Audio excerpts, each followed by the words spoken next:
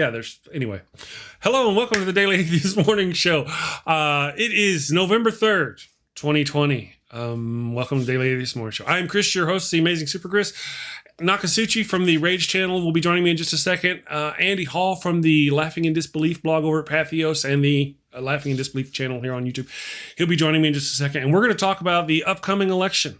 It's going to be an interesting day for everybody. Are you feeling the world is leaving you behind? Do you look at all the pseudoscience, rumors, and wild speculation on the internet and wonder, why can't I do that? Well, friend, you can. We can help you. We are Conspirowin. You may be thinking, but my idea of the center of the earth being made of ice is far-fetched. In a world where people believe windmills cause cancer, we say no dream is too big. Listen to the voices no one else can hear. Team up with Conspirowin. All right. So, good morning, everybody. Thank you for joining us. Hello, Andy. How's your day going so far? I have predicted, my main prediction for today is that I'm going to experience one very long panic attack. Yeah. Okay. That's what my prediction is. The first one. Oh, there are many other, my friends. We'll there are many other predictions, but the main one long panic attack. That's your plan for the day. Okay, I suspect. Yeah, me that's too. My plan. That's my plan. Like a meteorologist predicts a hurricane coming in. It isn't my plan. I'm just saying that this is what's going to happen. This is my prediction. It's going to happen to me. Understood. And you, Nokasuchi, what do you got going on? We know. I ask just out of procedure. But what do you got going on, man? After the show, I'm going to be going and standing in a long line. From what I'm hearing. The lines are already long, so yeah, I'll be standing in line, maybe taking some footage, hopefully talking to a couple people. But I'm also hearing that people aren't very talkative in the lines. So yeah, we'll see how this goes. Yeah, I guess it just you don't want to. I don't know. Yeah, you don't know. Yeah. I am going to monitor the day. I've been working on the show, as y'all can see. I've been changing stuff up. I've got a few changes left to make before the show. Andy's got an electoral map that he's built for this year's predictions, and I'm going to also be working on getting us some kind of count up to where we can keep track of how things are going. I'm looking forward to it. I'm anxious. I'm excited. I talk about how Rachel Maddow was all excited last time, and then as the night went on, her face lost all its color, and as she realized Trump had won. I'm very aware that could be me today. Mm-hmm. That as we go through this day, I could be watching the fall of democracy as I see it. I'm very aware. So I too, like Andy, I'm a little bit. Here's my question for everyone in the chat, as well as you two gentlemen. On a scale of 1 to 10, 1 being lows, 10 being panic. Where are you guys on the anxiety scale regarding today's election? I'd say I'm probably around an 8, especially after Trump's comments regarding Pennsylvania yesterday. I'd say I'm an 8 heading towards a 20. Tell me more about the things Trump said yesterday about Pennsylvania. Yeah, what bothered you about that? Well, it's the violence in the street comment. That really seemed to be offhand, and to where he's talking about, the liberals are going to be doing this. I think he's clearly sending a dog whistle to his people. Yep, definitely. Right. So it makes me nervous, especially in Pennsylvania. I think everybody knows Pennsylvania is crucial. It's really crucial to this election. So. Yeah, a little nervous now. I'm at an 8. I'm not at a 10 yet, but I'm getting there. Junk Shop Library in the chat has answered panic. That's apparently where his level is. Cindy Plaza says, and thank you again to Cripple. You know what? Before I get too far, I want to say hello to everybody. I was so busy before the show getting everything ready. I didn't get the normal chat to banter. Normal time to banter in the chat with the people. So good morning, everybody. Good morning, Dave. Good morning, all you wonderful people. Phil Lister, Junk Shop Library, and the missus. I hope you guys are doing great. Lady Starfire, Techno Apoc, all you wonderful people, thank you. We're broadcasting on Andy's channel, Nokasuchi's channel, Facebook, YouTube, everywhere. The live stream. We're going everywhere. Good morning, everybody. So now that I got all that out of the way, let's get on with the day here. Sorry, guys. I'm just I got a lot going on, and I'm nervous for some reason. Powerful nervous. I haven't been this nervous in quite a while, Andy. What give me a 1 to 10. Let's put a number on this. Okay, yeah. Knock is at her 8. What about you? You know, I would have to say that I've got there's a difference in my mind between anxiety and nervousness. My nervousness is like at a 7 or 8. My anxiety about things. Thank you, Jeffrey Schwartz, for subscribing. My anxiety on the situation, I'm actually kind of like a 4 or 5.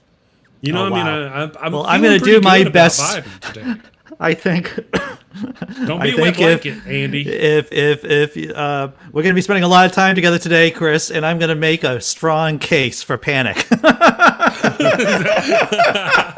panic. No, do it. No. I'm going to make a very strong. I'm going to make a very strong case for panic. I'm probably with Knock right now. I'm at an 8.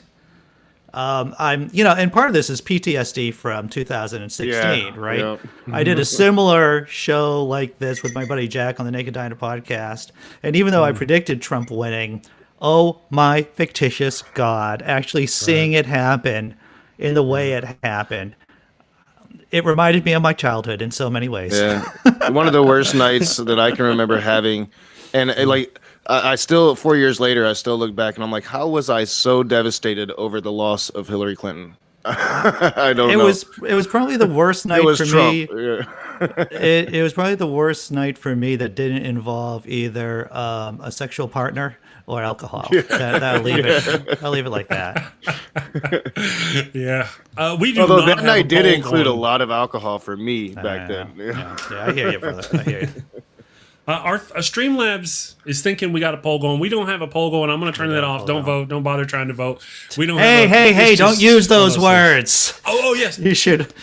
I mean, on the poll, of course, obviously. Right. Get your ass to the polls. But StreamYard is broken. Since we can't have the poll run across all 3 streams, I decided to just stop doing it. StreamYard, I forgot to go in there and turn it off. I'm a bad person. So I'm taking care of that. Don't worry about that.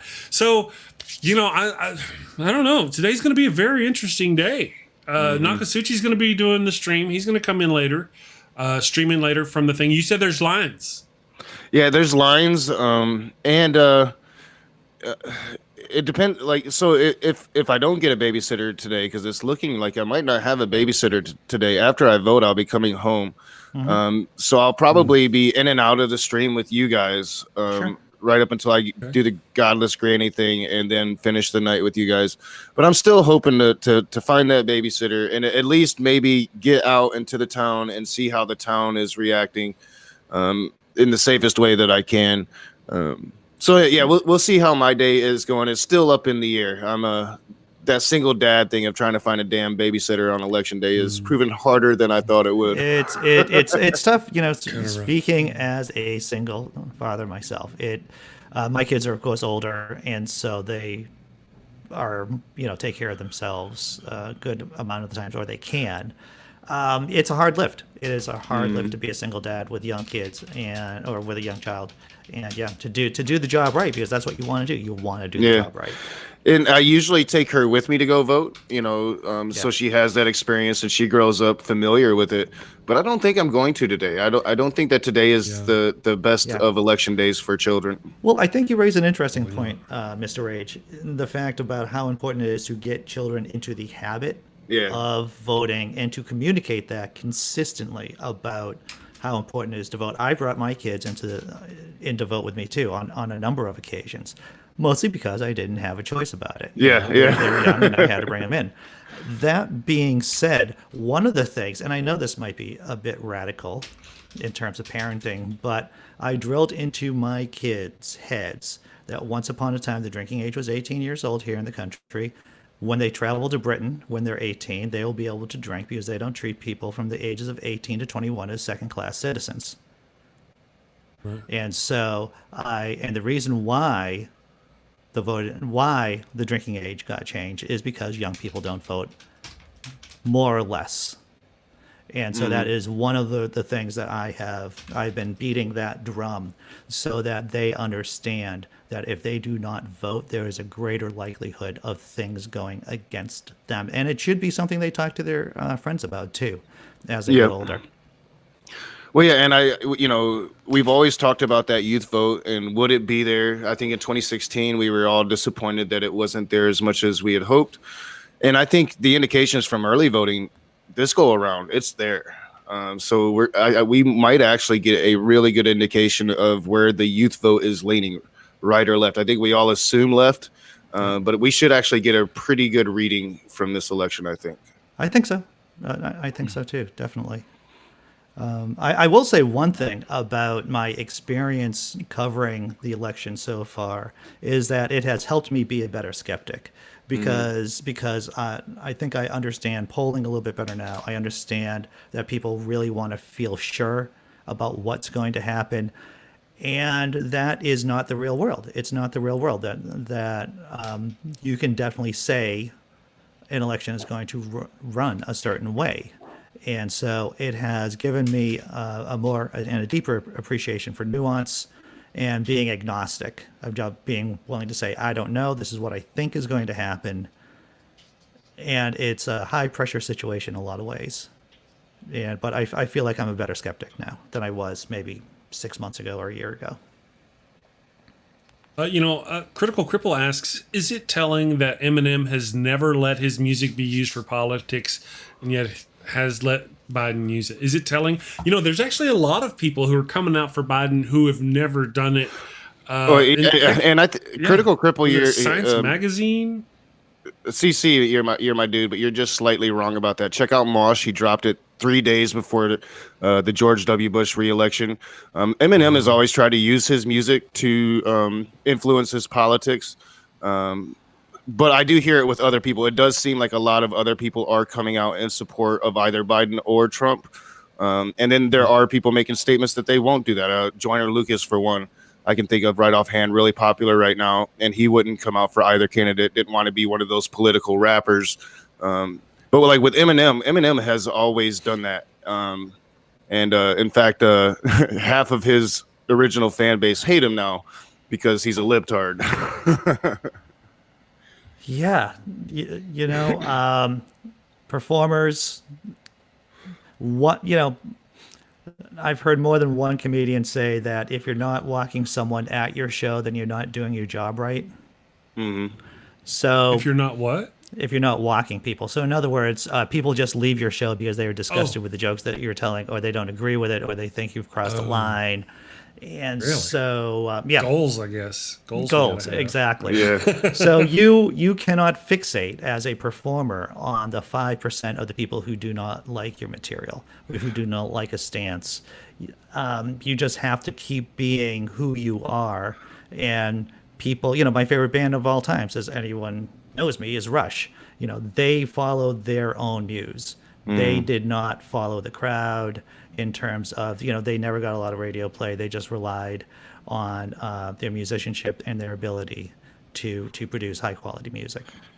Yeah, when Eminem's Cypher came out a few years back, it was right around Trump's election, maybe slightly after Trump's election, after the whole Very Fine People thing. I remember a lot of longtime Eminem fans that are Trump supporters were all of a sudden hating on Eminem, and they're like, "Why would he do this?" And I'm like, "You guys have a very short memory. I mean, this is he did it. Mosh was probably one of the most political videos ever, dropped at a specific time to where Eminem thought he was actually going to change that election and get Kerry voted in."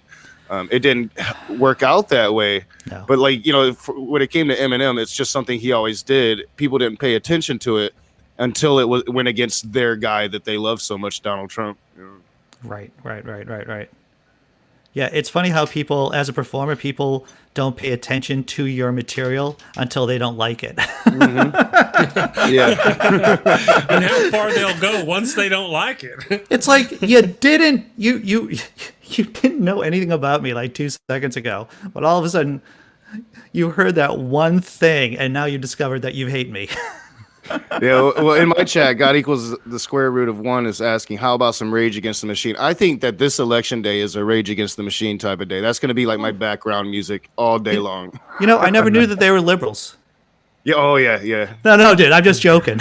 This is me just playing it straight. I just want to let you know that. Well, you get that with them too. It's just funny how people politicize music even at this point. You know. Yeah. Well, I was talking with Steve Shives. He runs a channel, and he has had discussions with Star Trek fans. And Steve was telling me, on my channel, it's like, there's a fair amount of Star Trek fans who don't realize it's a big liberal show. Oh, yeah. And I'm like, I don't know how that's possible, but I guess it is. How could they not, Well, my I think favorite captain is Picard, and then they go on to talk about, jail little kids and do whatever. I'm like, there are 4 lights, bastard. Well, I mean, I'm almost certain. I'm almost certain that it was Star Trek that started that whole SJW trend. Hollywood leftists. Yeah. Yeah, if it didn't start it, it wrote it. Either way, it was the first black woman, white man kiss on American television. Yeah. Britain did it first, but looking at on American States. television, we're gonna have a couple of. We'll have at least one guest on from England today. We get to exchange what kind of planet we live on as against to the Brits, and so that'll be nice.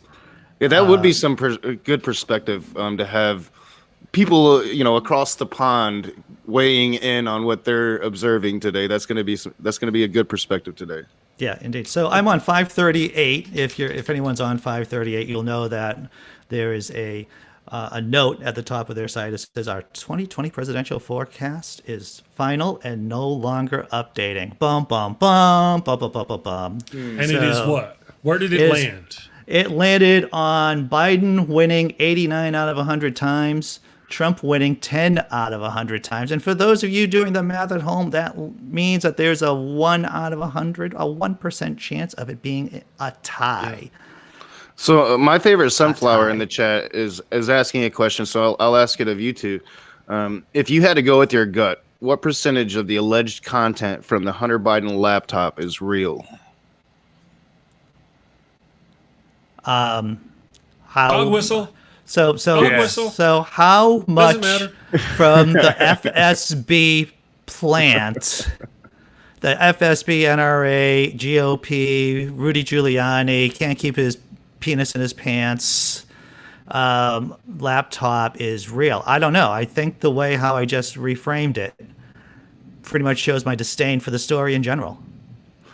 Yeah, well, I think that even if some of them are real, if it came from an aggressor, like say Russia, then you have to take it with a grain of salt, and you can't really, for me, accept any of it. 1, 2. I'm voting for Joe Biden. I'm not voting for Hunter. So it doesn't even really matter. This is just classic Russian disinformation. This is just classic Russian misinformation. And he is my favorite sunflower, meaning that I despise this guy. Right. If I may, though, using images of Hunter Biden with a crack pipe out of his mouth back whenever he was having a rough go in his life, and using that as an attack point instead of going, man, that individual needs help, really shows the level of class of an individual as well.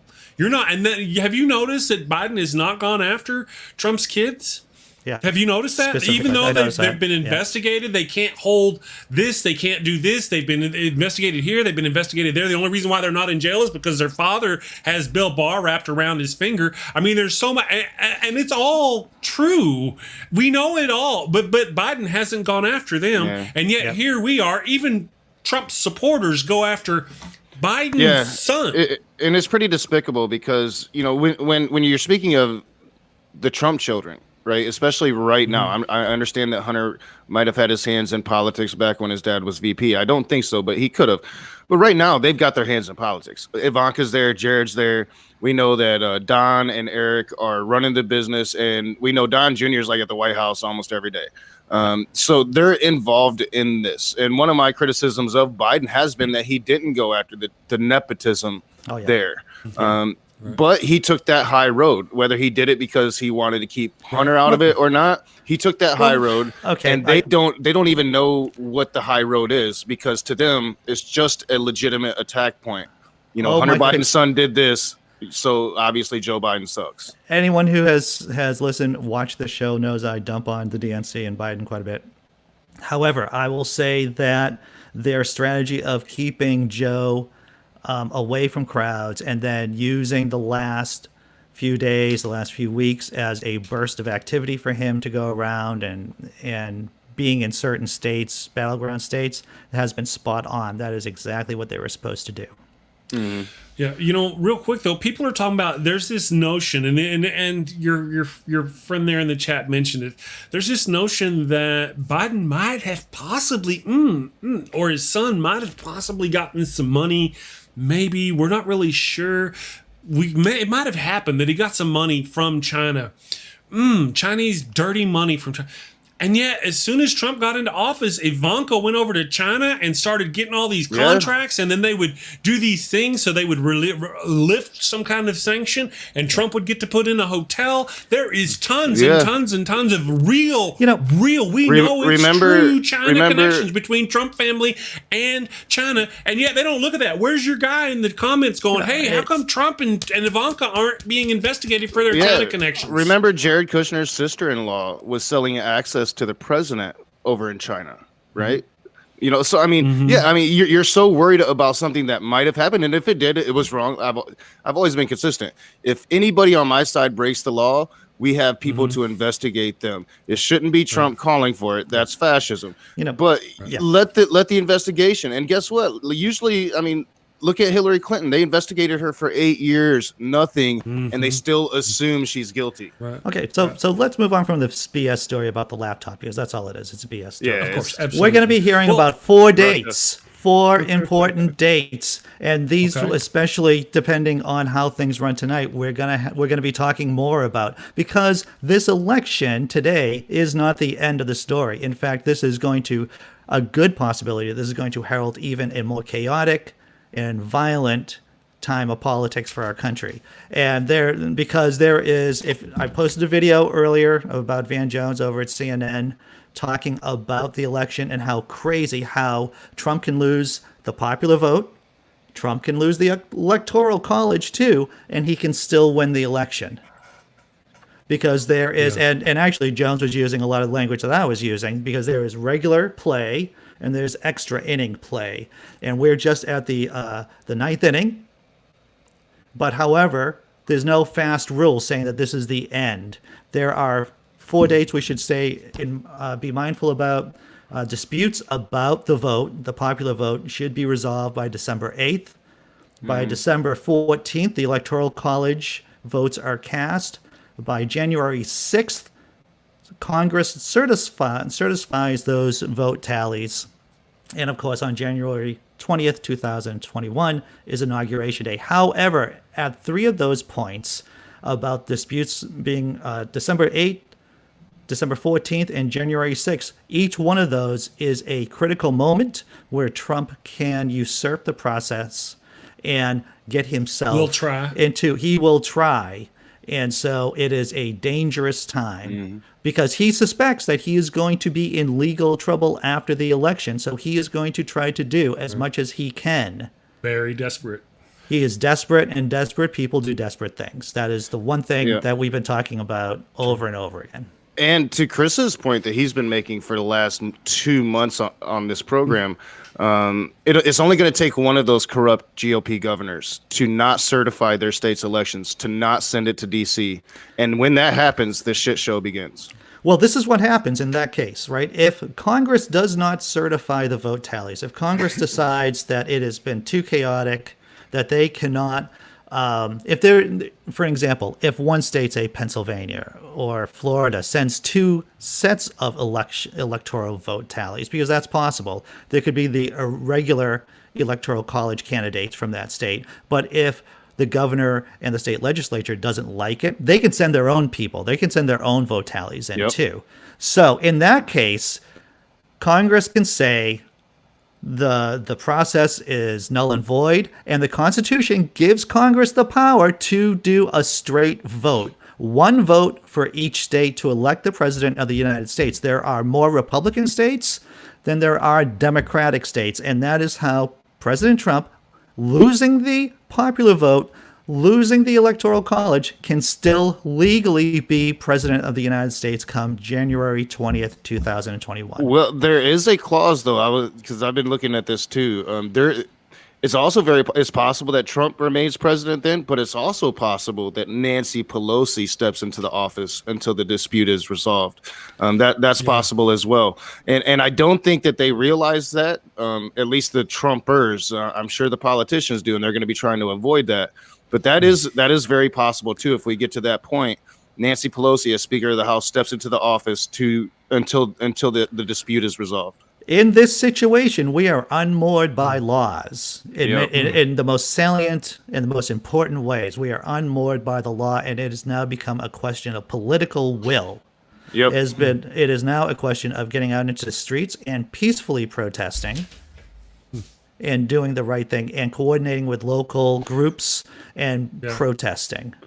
Peacefully protesting right up until the moment that Joe Biden gets arrested, and then it's time for us to. Then it's time. Yeah, then it's really time. Yeah. One of our commenters over on the who's listening on the Podbean Live says, let's see if I can say this. Bahram U said, "I'll tell you what will happen. Trump wins, then as mail-in votes trickle in weeks after, it will show Biden wins, then civil war." I don't think so. I think Trump's going to lose tonight. We'll know tonight that Trump has lost, and then the contestation of the results will begin. That'll start tonight. We'll at least. I mean, we should at least have a very good idea. I've been saying it for the last few days. Biden has a really good chance of winning Florida, and that should happen early in the evening. And if he does, that's a good indication right there that Biden's going to have an electoral blowout. Right. I think Trump is going to declare winning. He won one way or the other. Yeah, I think he'll declare no matter what. I think around 11:30 we'll be seeing Trump take that stage. That being said, that means we go into overtime play. That means we start clicking down the time to December 8th. When all the votes disputes within the states are supposed to be resolved. And that's when we go into overtime play, because I don't think Trump is going to admit defeat tonight. I gave Sunflower some crap, and Sunflower has actually made really good comments about Hunter Biden not being, thank you, Sunflower, for your good, rational comments this morning. But he's asking if Trump takes Pennsylvania and Florida, he most likely wins. No question mark. And I agree. Yeah, if he takes Florida and then Pennsylvania, I think Biden's in trouble. The thing is about Pennsylvania, and I'll be cursing about Pennsylvania a lot. Yeah, all day long. We all know that there are many swing counties in the Keystone State that don't start counting their ballots until tomorrow morning. The idea that anyone can claim victory in Pennsylvania unless it's a huge blowout. Not going to happen tonight, yeah. It's not going to happen tonight. So if Pennsylvania is the hinge state, which most models show that Pennsylvania is the hinge state, no one can really claim victory tonight. The only, once again, it's about a nuanced argument. It's like he probably will, depending on which he we're talking about. And I do think, we're back to 2016. I think Michigan, Wisconsin, and Pennsylvania are going to be three very important states that the vote's going to come in really, really slow. Here in Michigan, I'd say probably half the electorate did mail-in ballots. That's going to take some time. Cindy Plaza asked, she says, how important do you guys think the silent Trump vote will be this time? Not very. I don't think there's much of a silent Trump party as much as there is the last time there was this big group of people who didn't vote. And they're voting this time. I think that group of people who didn't give a shit last time, but who are really motivated this time, so far outweighs that silent Trump. Well, let's unpack that a little bit. The reason why this silent Trump voter was so silent is because they made their decision at the last minute. They were undecided voters, and when the email information came out about Hillary Clinton, about the FBI reopening the investigation, that swung a lot of swing voters into the Trump lane. That isn't happening this time. There aren't that many undecided voters, and there's been so much mail voting. The chance of people suddenly changing their minds at the last minute, dramatically less. Less. And to the point. Oh, go ahead. That being said, when I look at state polls, especially in Pennsylvania and other kind of Rust Belt states, I just assume they're pro-Biden by a point or two. I just assume that point or two, so let's say Pennsylvania right now, officially Biden is up by 5 points. I say that he is, that's probably not true. That he's probably only up by maybe 3 or 4 points, and that's probably within the margin of error. So as I just pointed out to Messenger, and to the point about Pennsylvania and Florida, yeah, I mean, decent indicators maybe, but then this electorate is looking different than ever before. Yeah. Texas is in play. It's a 48.1% to 48.1% tie in Texas going into election morning. Georgia is in play. Black people are lining up for hours because of what happened in 2018 with Stacey Abrams and their vote being denied. They're sticking it to their governor in Georgia this morning right now. All the lines are crazy. This is a different electorate. So Trump might win Florida. He might even win Pennsylvania, but then lose Texas, lose That's Georgia. a real possibility. You know? That's a very good possibility. And I want to say this too. Let's say Texas and Georgia go red, which is what I'm predicting. That does not mean all of our efforts in Georgia and Texas have been in vain. Rather, it has forced the Republicans to put money and effort in these states that they hadn't had to do before.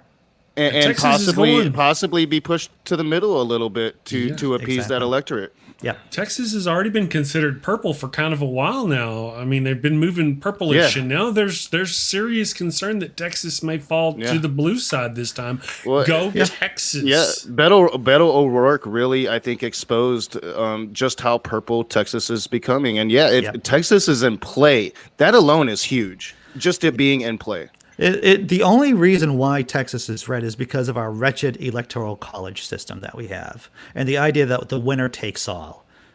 So Republicans just need to get 51% of the vote, or a majority of the vote, and then they get all 38 electoral votes from that state. See, those are the things that we need to address if we take a sweep. If we get the presidency and the Senate and everything, we need to address that. We need to get rid of the Electoral College. We need to get mandatory voting, get rid of the Electoral College, those kind of things. And these right-wing nutbags will never, ever have power again. And they know that. Yeah. That's why they're fighting so hard. To my free market friends, the idea of changing the Electoral College system to make it even just more competitive, like Nebraska and Maine does, in terms of allocating part of their votes, Electoral College votes, for different candidates. So for an example, in Nebraska, a couple of votes can go for Joe Biden, a couple of votes can go for Donald J. Trump. Even if the rest of the country adopts that system, this creates a more competitive field for candidates, so that they just can't focus on maybe 3 or 4 states. And I think that is probably the strongest conservative argument for changing the Electoral College right there, is that there's more competition and politicians will actually have to do more work than they are now. Well, yeah, I definitely think, my stance is get rid of the Electoral College altogether. I think it was a bad compromise. I think it was a compromise designed to take away democracy and establish that oligarchy class. Yep. But even if we're just messing with just updating it to the times to do what you're saying, just to put every state into play, I don't think that a Republican candidate should ignore New York or California just because they're blue states.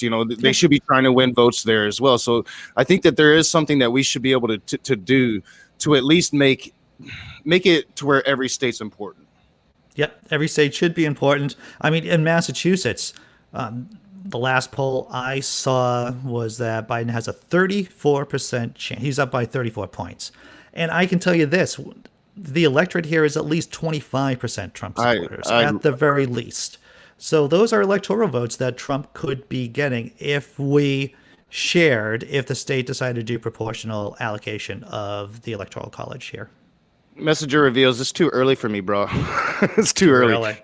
Troll me at 4:00 today, dude. Come back at 4. Come back at 4. He's like, if we got rid of the Electoral College and went to the popular vote, Republicans would rule for decades. Like, dude, what country do you live in? They would not. That is like the Sunnis thinking that they're the majority in Iraq. They were not the majority in Iraq. And the thing is, this just shows you the bubble that a lot of Republicans are in, is that they think they're in the majority. They're not. They're more registered Democrats than Republicans in this country. Yeah. I can disprove that right now. Hey, Messenger reveals, if that were the case, why do the Republicans fight so hard to keep people from voting?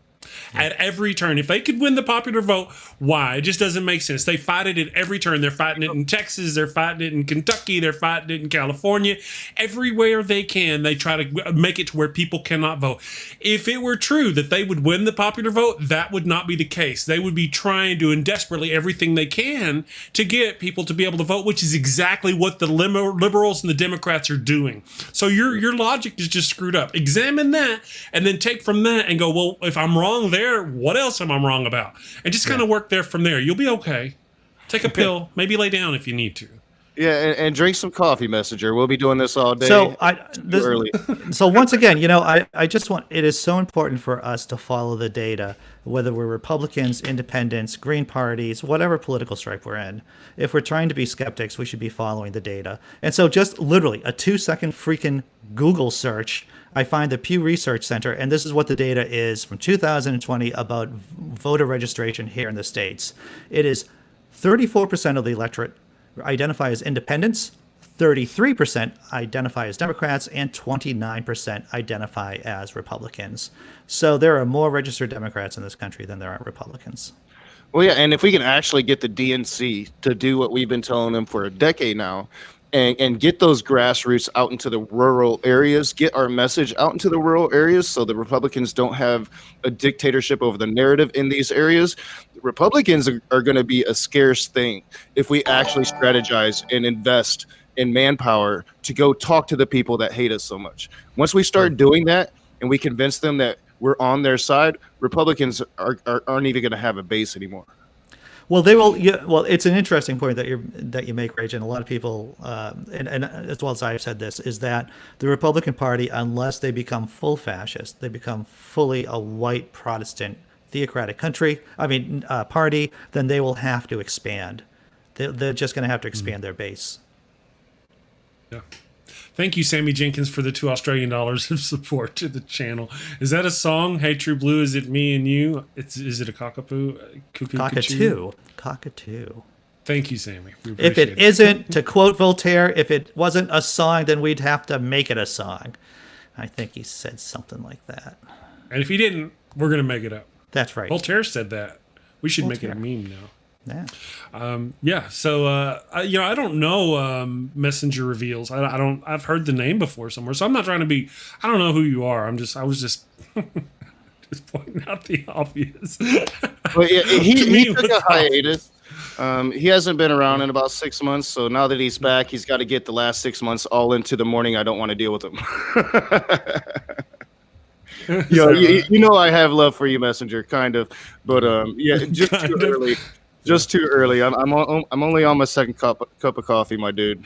What I will say about someone over in my chat was talking about if Trump declares himself the winner, even though he's not the winner, then that'll lead us into a civil war. And I would say that once again is that we could be in the low grade already form of a civil war. And in fact, Election Day will definitely tell us more about that. There'll be more data points gathered about whether or not we really are in a low-grade civil war right now. I have been saying. Yeah, I definitely think that we're on the verge of maybe a possible civil insurgency. Depending on how today plays out, is going to really depend on. It's going to really tell us what the future of this country is going to be. Either we're going to continue to be a democratic republic, or we're going to start switching towards authoritarian fascism. Well, I think that today might be the day we look back 10 years and say that's the day the insurgency started. I'm going to hold a little sign up for the next when we start doing our stream from 4 o'clock to like midnight or whenever. I'm going to have a little sign that says yes and yes but. And I would say yes. I agree with you, Mr. Rage. With the nuance, with the caveat that we're already down a certain road towards oligarchy and fascism and theocracy. What the Trump administration is an acceleration of that process. Right. And so we're going to see whether or not we go full fascist, Well,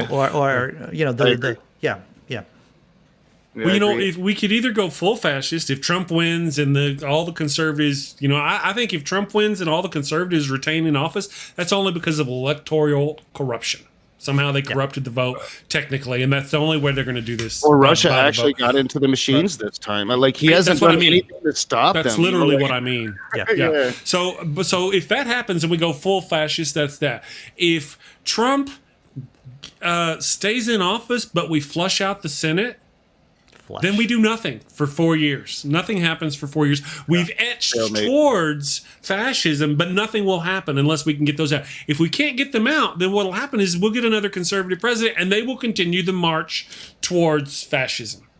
They'll continue. Every time the conservatives, the party of hypocrisy, it's like hypocrisy as a political philosophy is what conservatism has turned into. I'm going to put that on a shirt, bitches. Like, where do they even get this whole big red wave? I'm going to stop looking at the chat.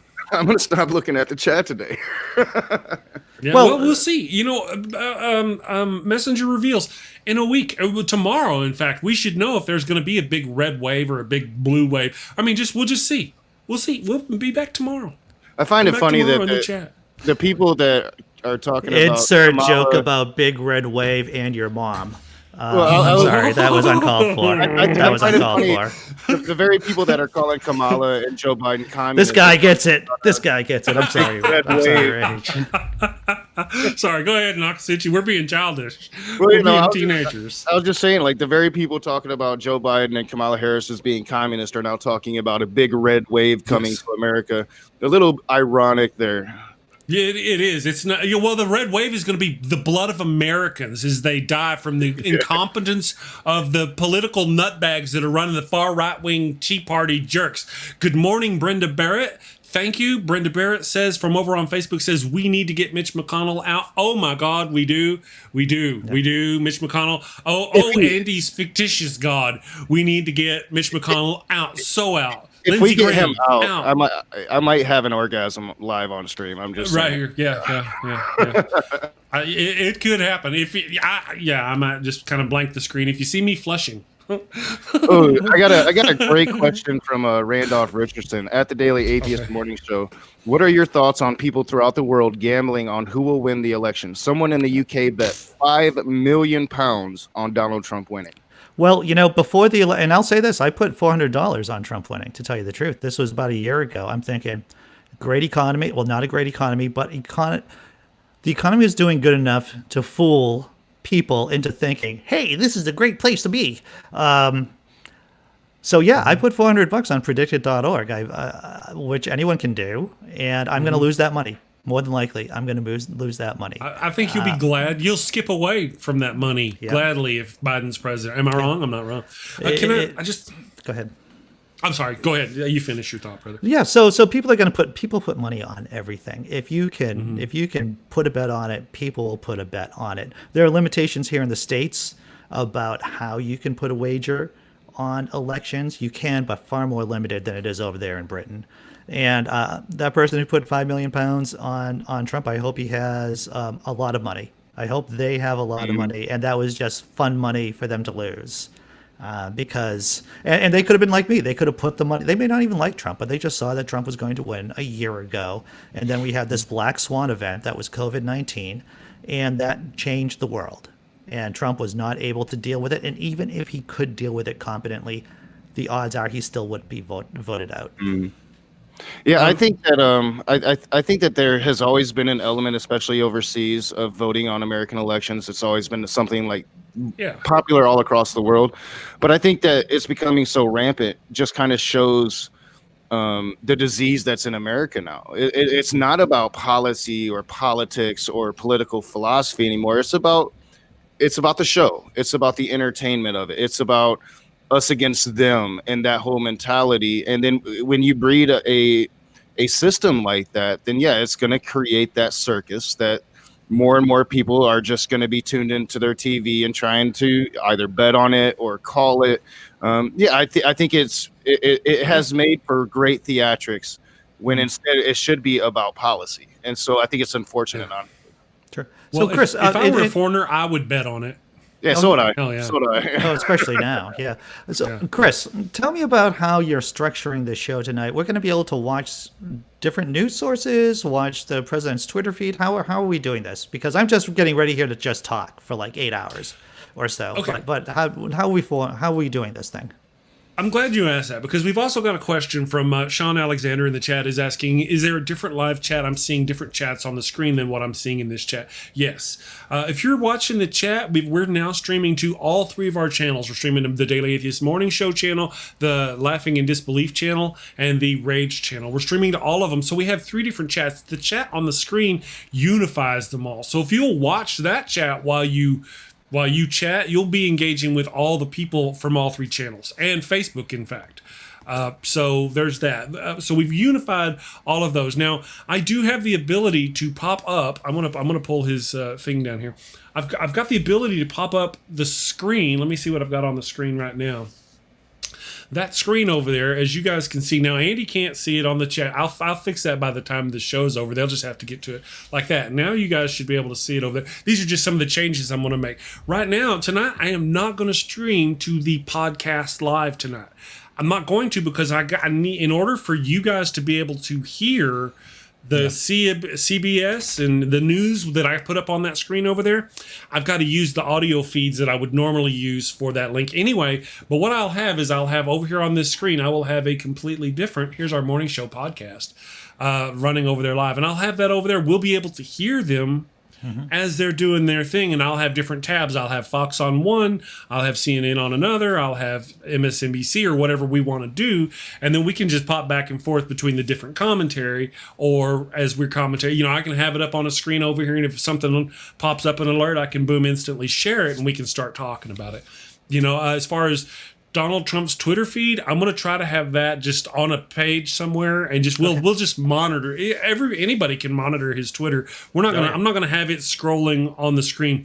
One of the things about Donald Trump tends to be that whenever things are going down, like there's a big investigation or something happening, whenever there's kind of drama, he doesn't seem to tweet so much at that time.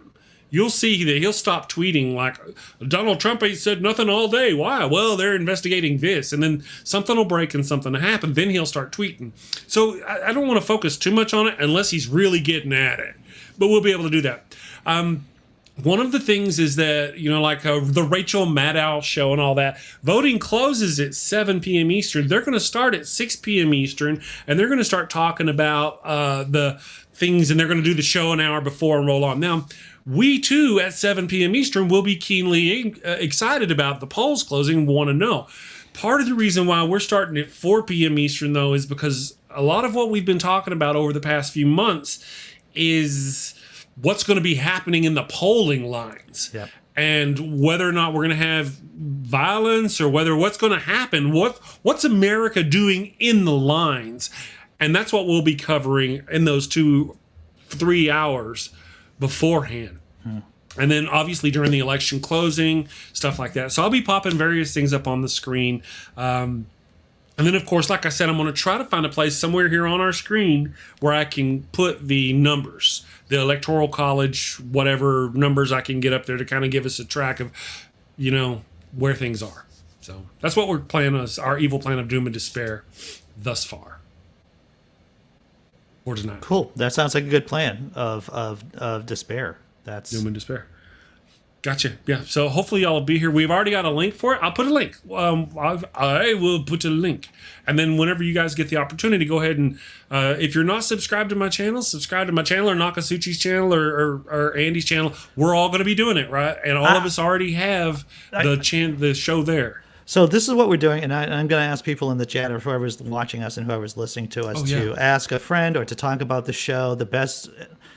I think Chris puts on a great show. I don't even know what I do here, to tell you the truth. But I think whatever we do together, I think it's a good product. And when you watch the show tonight, this afternoon, and tonight, we're going to be having fun. We're going to be laughing, and you'll also get a lot of high-quality information, too. And so talk to your friends, or just tell someone about the show and ask them to, at least for a little while, just to check us out. and a whole slew of great guests that you guys got lined up coming on. But true. also, you know, like I think John Peterson said he wants to stop in, so I'm sure we'll also be getting people that want to stop in, and I'm looking forward to a really good show that we can possibly give an honest reflection of what an average American is going through during one of the most important elections of our lifetime. True So enough. I think it's going to be a good show. I'm looking forward to it. I'm looking forward to your guys' commentary, and hopefully I'll be out in some lines and can actually, you know, come in and give you some feeds. But if not, maybe I can at least talk about what I'm seeing, and other people across the country can talk about what they're seeing, and we'll have a good conversation about what today actually is as it's happening.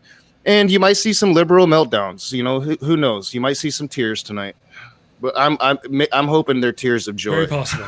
Hopefully so. Hopefully so. Well, yeah, hope so. I had a question here about Godless Granny's channel. I know Nokasuchi's going over to the Godless Granny's channel. I love Godless Granny. I have nothing against doing anything and going, hey, Godless Granny, or just something. I have no idea, though. I've been so focused on my own stream, my own thing. I've got, not only do we have the guests that Andy has rounded up, Andy's got a lot of guests rounded up. Plus, hopefully we're going to have, he already said he's going to be here. The Godless Engineers should be here, joining us too. So maybe Godless Granny will join us before or after her stream. Oh yeah, that'd be fine. That'd be great. Yeah, I have nothing. I'll definitely I'm send not her an against- invite. Yeah. Right, I can actually pop her stream up on the page over there, and show. I have nothing against it. It's just she and I haven't talked about anything. Love her, you know, she's wonderful, but we haven't talked about anything. I've been so focused on my own thing. Yeah. Well, and a lot of people are doing their own shows tonight, and you know, absolutely. So you know, I would say check them all out. You know, but end your night here with up us. On the screen. Yeah, you can have more than one screen up.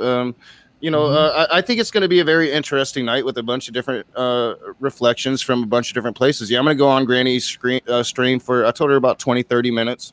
And I think it's just good that more and more people are involved with the political process, wanting to speak about it. I know a lot of people are like, well, atheist, you know, all they talk about is politics anymore. Well, they go hand in hand. Religion and politics, unfortunately, go hand in hand here in America. Yeah. If you're an American atheist, you can't really get away from it. You know? What fascinates me is that there'll be all these atheists who start decrying the dissolution of the church-state wall. And then they'll say, atheism has nothing to do with politics. I'm like, oh, that's a lovely amount of cognitive dissonance you have there, my friend. Well, and our issue in politics is the same issue that our forefathers had, our founding fathers. We have no representation. You know, they're taxing us, but we don't get represented. You know, that caused a major issue in this country at one period of time. I'm just saying. Right. Yeah. YouTube's. I was going to try to post a link to tonight's show, but YouTube is really having a hard time right now. So do you know how many people asked me to be on their shows tonight? None. Because I'm fairly unlikable. Well, you know, I don't really take it that way. Nobody's invited me either. I think it's a lot. Often I haven't really invited anybody myself. I don't know. Well, I mean, the thing is, this is kind of like the people who I have invited are just people who would not be coming on the show if I did not specifically ask them to. So they're people who regularly come and visit us during the morning show. You know, if they want to pop in, I imagine there's no barriers to that whatsoever. If they want to come in, that's fine. You can hang out with us for a while.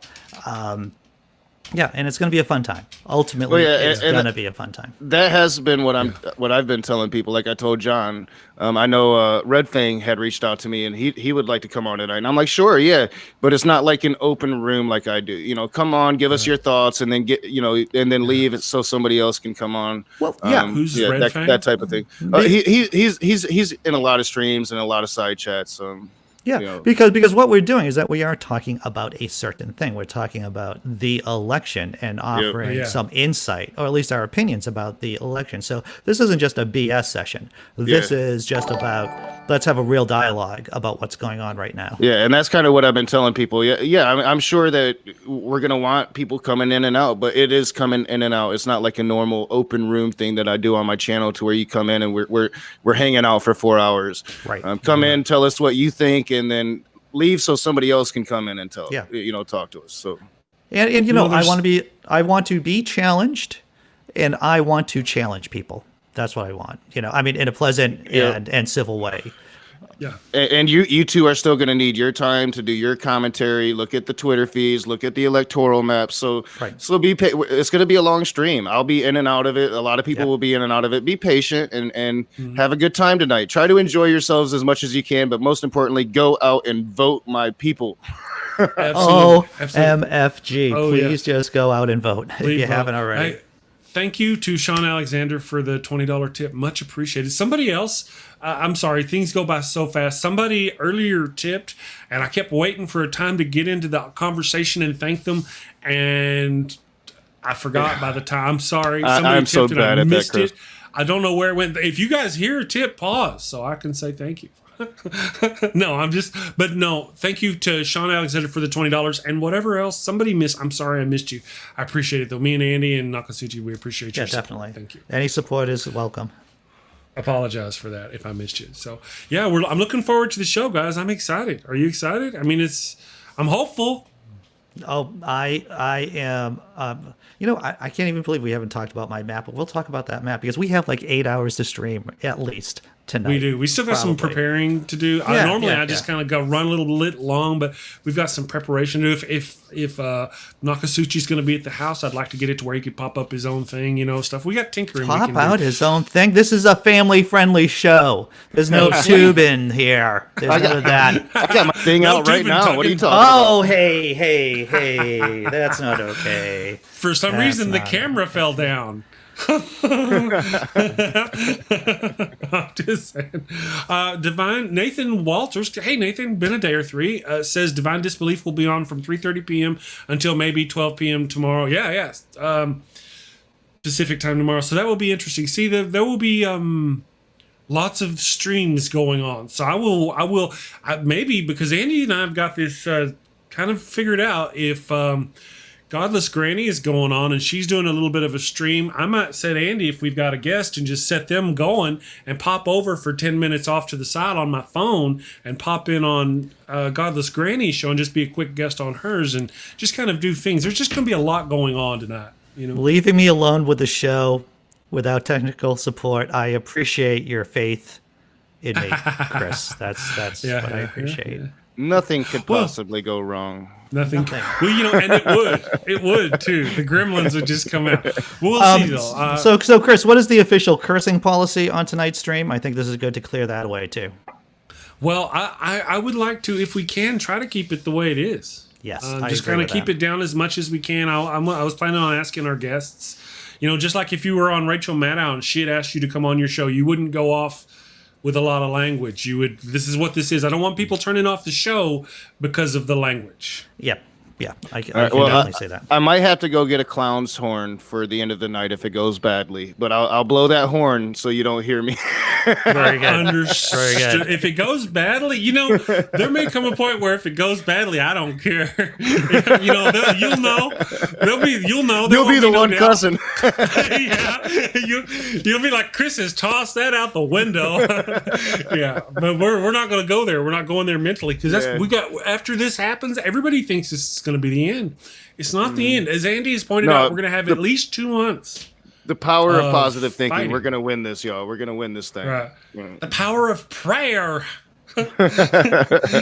Andy stays strangely quiet. I always I loved that book as a kid, and I read it, and that was like my philosophy, power of positive thinking. And then I grew up, and I realized, oh man, it's a shitty religious book. But I tell you, as a person, if you set a goal and go for it, you'll get there as long as you keep going for it. I'm all about that. So okay, sure. I'll lie to you.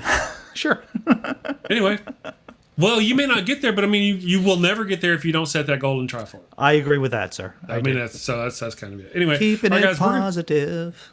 Keeping it positive. Well, for now, right? My blood has face. My face has blood now, but good. By the end of the night, I may be a 4-year-ago Rachel. Anyway. All right, guys. Thank you very much, Andy. Thank you, Nokasuchi. Thank you, everybody in the damn nation.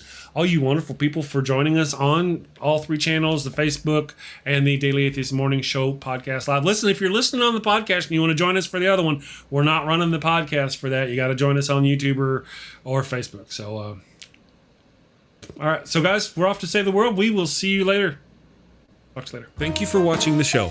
A special shout out to my gold level Patreon supporters, Cindy Plaza and Ian Davenport. Thank you and have a great day.